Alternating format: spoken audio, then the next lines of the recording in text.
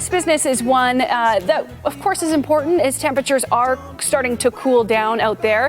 Hearth Home. Yeah, Hearth Home, another great, Calgary company, been doing fireplaces forever. When they began 40 plus years ago, it was nothing but wood-burning fireplaces. Then that adjusted to natural gas. Then it became electric. Now it's circling back. What's the trend?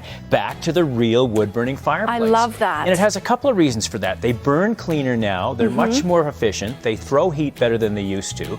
And some of them actually have, the component where you're able to, if you have a power outage, you've now got a second source of heating for your home. And ovens on top. You can cook your cinnamon buns, maybe some pizza. Look at that. Yes. So this is part of what they're doing now. That's an Osborne place, an Osborne quality unit right there. And they've combined with Hearth Home. You get the best. I mean, in Canada, it's cold. We are really good at making, our fireplaces. And this is a company and the people they work with that are second to none. So really neat to see what the trends are there too. That is super, super cool. And they look really good as well.